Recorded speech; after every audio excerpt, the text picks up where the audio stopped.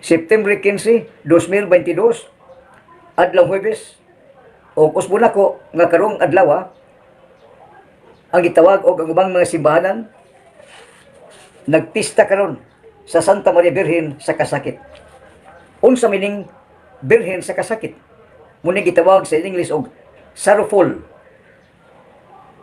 Dili man payon, masulubon, kanunay nagpaaga sa iyang luha.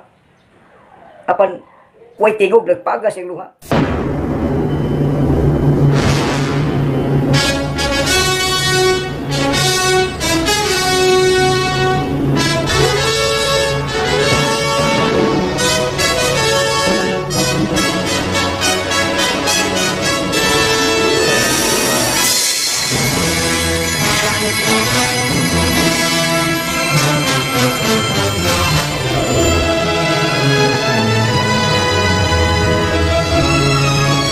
Sa ngalan samahan, ug sa anak, ug sa Espiritu Santo. Amen. Mayong buntag, mga igsuon, o mga higala. Ang atong live broadcast karong buntaga, adlaw Huwebes, September 15, 2022, anya sa Argao, Cebu, Philippines. O ang ubang simbahanan karon nagpista sa Birhen sa Kasakit sa mahal nga Birhen Maria. Atong ipaamit ang buhi nga pulong sa tibok nga kalibutan. Sa ngalan samahan, ug sa anak, ug sa Espiritu Santo. Amen. Ang pagbasa gikan sa Santos nga Ebanghelyo sumala ni San Juan.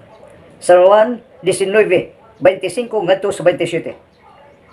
Doon sa krus ni Jesus nagbarog ang iyang inahan o ang igsuon sa iyang inahan, si Maria nga asawa ni Cleophas o si Maria Magdalena. Sa pagkakita ni Jesus sa iyang inahan o sa tinun-an nga iyang gimahal, nga nagbarog dito miingon siya sa iyang inahan, "Babae, ania ang imong anak." Unya, miingon siya sa iyang tinun-an, "Ania ang imong inahan." Sukad niadto, gipatipon si Maria pagpuyo sa tinun-an. Ang Ebanghelyo sa Ginoo, daygon ikaw o Kristo. Sa ngalan samahan, ug sa anak, ug sa Espiritu Santo. Amen. September 15, 2022, adlaw Huwebes, o kusbuna ko nga karong adlaw ang gitawag og ang ubang mga simbahanan nagpista karon sa Santa Maria Birhen sa Kasakit. Unsa meaning Birhen sa Kasakit? Muna gitawag sa English og sorrowful. Dili man payon, masulubon, kanunay nagpaaga sa iyang luha. Apan way tingog nagpaaga sa iyang luha. Muning mahal nga Birhen sa Kasakit, muning pag-antos. Karong adlaw ato ipaambit sa tanan gayon nga gipuy-an sa Ginoo. Bata ka man og tiguang, babae ka man og lalaki, tamok og niwang gipuy-an ka gayud sa Ginoo. Ang uban binunyagan, ang uban wa magpabunyag. Apan gipuy-an sa Ginoo. Kinsa man ni ang Ginoo? Dios Amahan, Dios Anak, Dios Espiritu Santo. Dios nga sa hangtod sa kahangturan. Nganong tulungan ang Ginoo? Muna gitawag og personas. Apan usa ka Dios.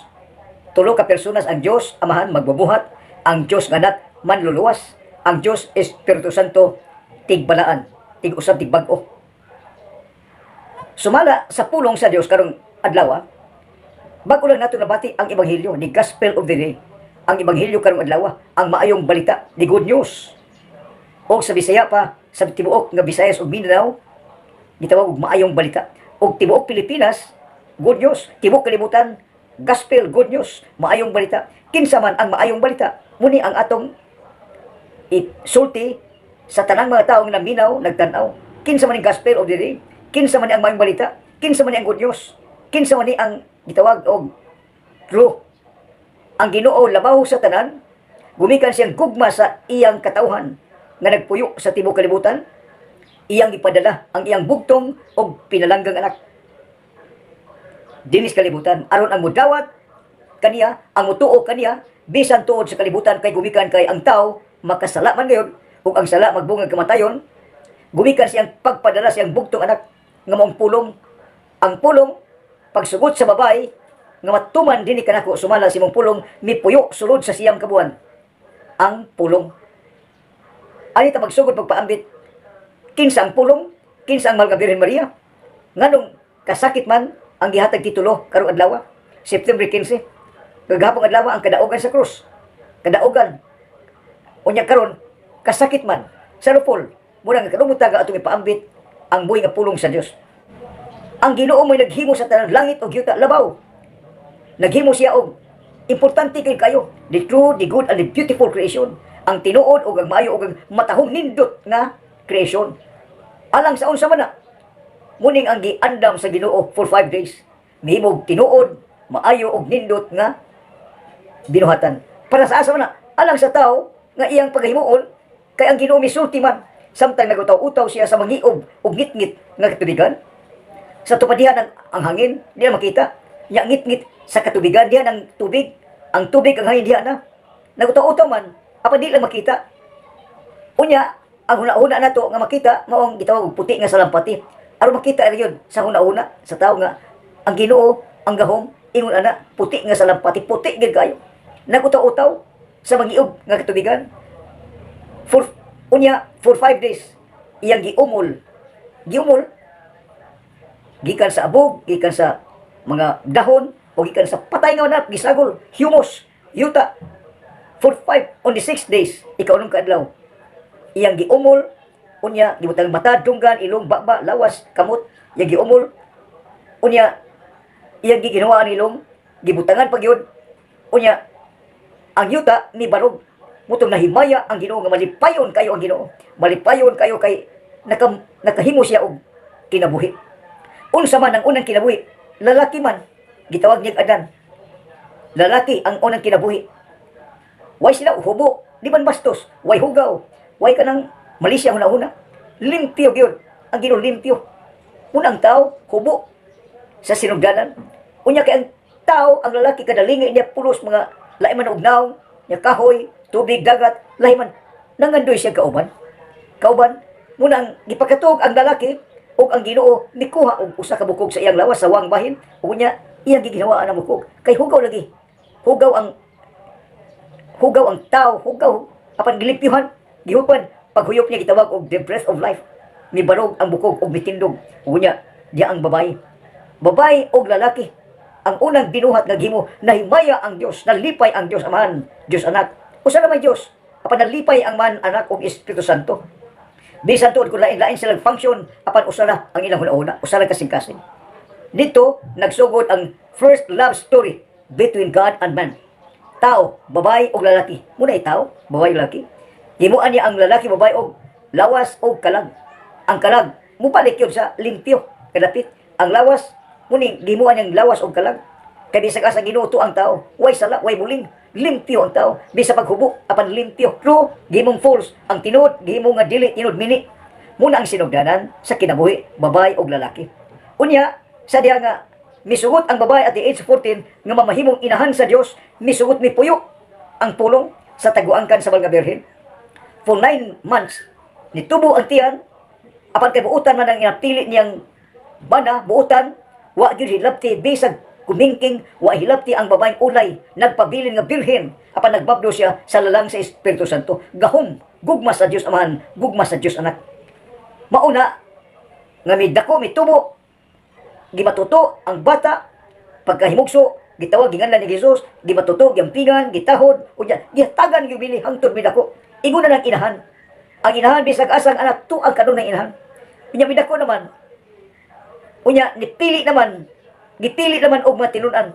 Kinsa gipili? Pulos mga Y grado, ang uban doble grado, mga mangingisda, mga kubrero sa buhis, mga ang uban pinangga, ang uban dili, maglui, magbudhi. Gipili niya pulos makasasala. Muna ang Ginoo, gipili niya ang pulos makasasala. Ug unya iyang gitun-an. Kung unsa iyang isulti, unsa iyang buhaton, tun-an gayon sa iyang gipili.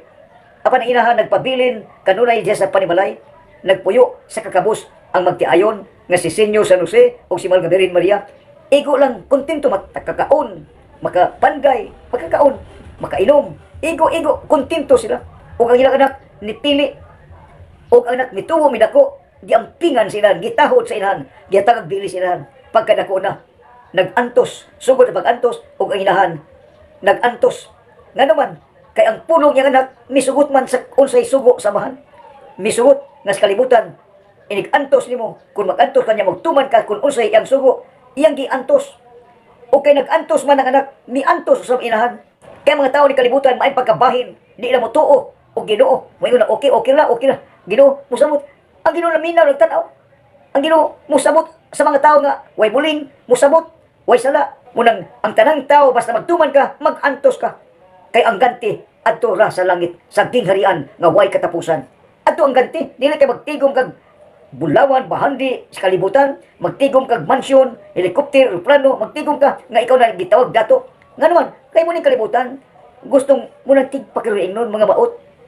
Nagtanaw ang ginoo, sa gibuhat sa mga tao. Nibiya man og true, apan nipuyo man og right, katungod. Munang ikaw tao, wa kay katungod, paghukom, pag-judge sa imong isig katao. Kay patag tiguwa, gipuy-an og right, iya ka ng katungod. Nibiya man, utyon, apan ang wa mo biya sa tinuod ang mahal nga Birhen Maria, si Senyor San Juan, wa gi mo biya og tinuod. Si Cleopas, si Maria Magdalena, ang mga babae sa Jerusalem nga sumusunod, wa gi mo biya og tinuod. Apan ang mibiya, mipuyo sa katuod, muto mituslat, mihansag, miagas ang dugo. Kailan man ang katuod, pagduslat, niya pagpaantos, apan kining tanang giantos sa labang makagahom. Kung unsa ang nakita sa inan, nag-antos, nag-ampo ang inahan, mulag birhen sa kasakit. Kung wa mo sugot ang mga Birhen Maria nga mahimong inahan sa Dios, way kaluwasan nga may tabo ning kinawiya. Di na maluwas. Apan misugot man ng babae, yes Lord, be it done unto me according to your word. Matuman Ginoo sumala sa imong pulong. Pagsugot niya, mituman. Kinsa man ang ituman karon. Tuman munay nga duha ba? Adto sa Ginoo, adto sa demonyo. Asa man ka? Magpili ka. It's a matter of choice. It's a matter of decision. Kaya gihatagi papili ka freedom of decision to choose. Gitiran ka o kagawasan pagpili. Ari ba kas good or bad? Yes, no, true, false. The good, the bad. The true, the false. Beautiful, ugly. Magpili kag asa ka. Kung ikaw tarong, muhamtong ka na sama sa pagkahamtong sa mga birhen, muhamtong ka na. Mulikon ang pagtuo. Bisag kinsa pa mulibak sig libak, hukom, panaot. Kung likon ka, makigatubang ka sa Ginoo. Kung likon ka, malikon ang pagtuo. Atubaga ang pulong. Ikaw kay sumusunod, maglikon ka sa pagtuo. Maglikon ka. Kay gisulti ka na sa Ginoo, maglikon sa pagtuo nga ang ebanghelyo imong isulti sa imong Dios kay makahatag ka na og kagawasan, makapalikon ang ebanghelyo. Apan kung ikaw naminaw nagtan-aw, apan tapaw lang, murag dili, murag tinuod, tapaw ba? Apan kung tinuod ka nga mitugmay balita, mulikon kag samot sa imong pag-unong sa imong isig katao. Muna muliwat ka og mga birhen, ang mga birhen masinugtanon sa kabuhuton sa Dios Amahan, sa Dios Anak o sa Dios Espiritu Santo. Amen. Daghang salamat sa inyong pagtanaw, daghang salamat sa inyong pagpaminaw. Sa ngalan sa Amahan o sa Anak o sa Espiritu Santo. Amen. Daghang salamat.